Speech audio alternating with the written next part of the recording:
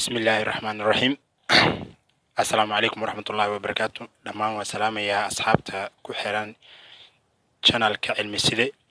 إن عاو هلكا waxaan ku qaadan doonaa sida aad ugu kaydsan lahayd ama ku kaydso nambaradaada taleefankaaga oo ka hel taleefan kasta oo lambarkaaga waxaad ku kaydsanaysaa taleefankaaga waxaadna ka helaysaa lambar kasta adigoo isticmaalaya ama maraya hanaanka aan hadda sharxi doono la socosho wacan.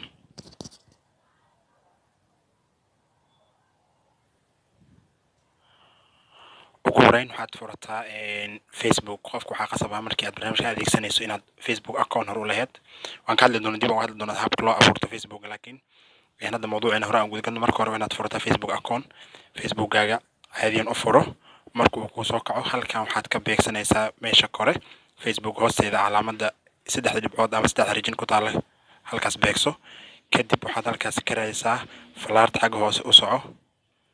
waxaad raadaysaa meel ay ku qoran tahay setting and privacy halkaas ka dooro markaad halkaas ka doorato setting and privacy dhexdeeda waxaad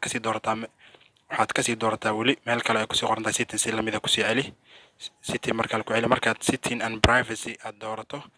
sometimes hal mar inay kugu filan tahay suurtagal markaas intaas doorato kadib halkaas waxaa kaaga soo baxaya option aad u fara badan optionadaas kaaga soo baxaya waxaad kasii xulataa oo aad ka doorataa privacy shortcut halkaas markaad gasho waxaa kaaga soo baxaya aad helaysaa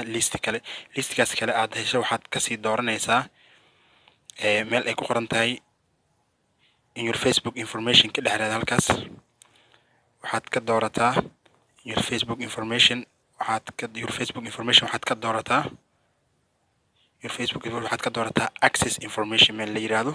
markaad access information ka doorato kadib waxaad sii doorataa oo inoogu xiga info dhexdeeda info about you waxaad ka doorataa about you